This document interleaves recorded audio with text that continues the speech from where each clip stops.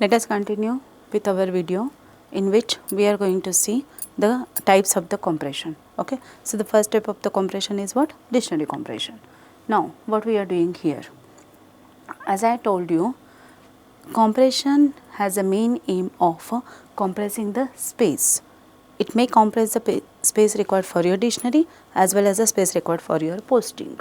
So, those indexes are only Boolean indexes. Okay, and here we are not considering about the positional indexes, means what is the exact memory address that we are not going to see in the compression. So, what are the two types of the compression schemes? One is a dictionary compression and second one is a posting list compression. So, in this video we will concentrate on dictionary compression. Now, what the dictionary compression is telling us? The question comes to our mind, why we should compress dictionary? Because the search begins with dictionary. Now, what do you mean by dictionary? The set of the different terms, the left side part, that is called as a dictionary. Now, our main target is it should be accessed fast. If you want to access it fast, it should be in the main memory. You want to keep it in the main memory. But if the size is less, then only you can put it in the main memory. So, the memory footprint, that is what the, your memory is being shared by all of the applications. Now, when your dictionary want that memory, then in that case, you should claim memory with the less requirement.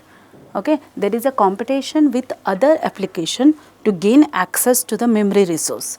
Okay, and even the embedded or mobile devices will have very little memory. That point you should keep in mind. Means it is not like your mainframe computer with a set of the hard disk with a RAID. Okay, it is having a very little memory chip.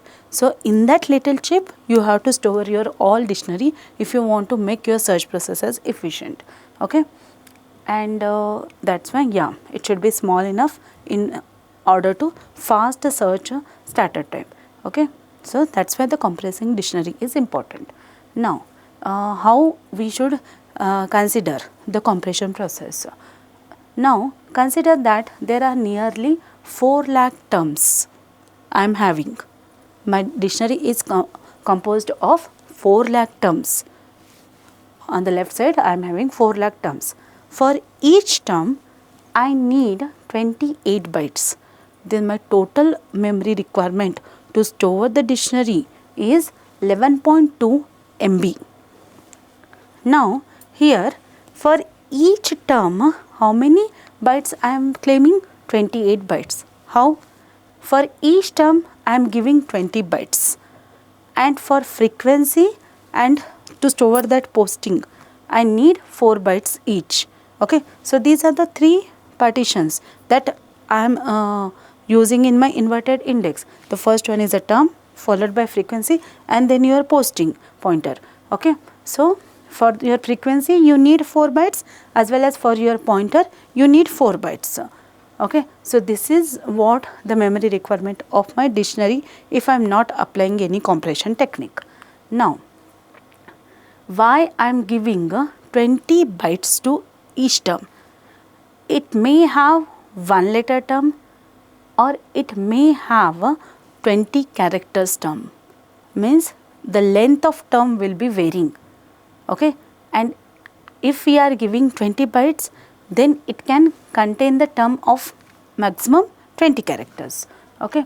Now, generally by analysis, English is containing 4.5 characters for each word. Then, can we give on an average 8 characters per dictionary term? Means instead of 20 characters, I am reducing to 8 characters. Okay. Now, when I am giving it as a 8, then I need 8 bytes.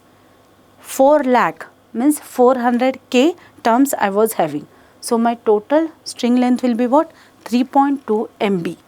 Now, how is my posting pointer processing this string length? Listen, pointer to next word shows end of the current word. Means, here you can see that the first pointer is pointing to the first character and next pointer is pointing to the Y.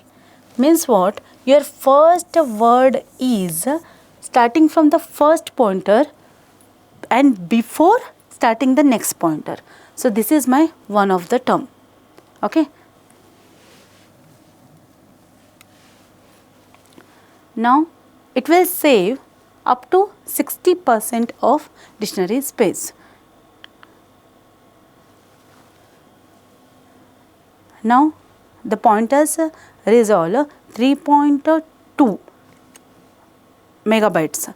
Means what? When I take its log, then I will have 22 bits. Means what? 3 bytes are enough for my pointer. Now 4 bytes you need for term frequency. How come 4 bytes you are needing? Listen, I am storing 8 characters. So on an average, every English term is of 4 characters per word. So they are taking it as a 4 bytes. Now 4 bytes for your term and the 3 bytes are for your pointer. Okay. So the total you need 11 bytes, not 20. Are you understanding? 4 bytes for your frequency, 4 bytes for the per term for the pointer to the posting, and the 3 bytes for the term pointer. Okay. So the 8 bytes per term in the term string. So when I am adding this all 4, 4, 3 and 8, when they are added together, then I need 19 bytes. And when 400 is multiplied by 19, then my memory requirement is what? 7.6 MB. Okay. Initial memory requirement was 11.2 MB. So it is giving me the reduction in the memory requirement. Okay. Now another strategy, that is the approach 2, is called as blocking. Okay. In blocking, what I am doing, instead of my pointer telling me that the first term has ended and you are going to the next term, what I will do here, I will write down the length of my term. Okay. So here 7 is what? The length of systole, like that. Okay. The term length I am using here. So that will need me extra 1 byte, that you should remember. Okay. And because of that 4 bytes I am losing on the term length. Now in the blocking approach, actually how I can do, out of these all terms, the exact that block I should find out by using binary search.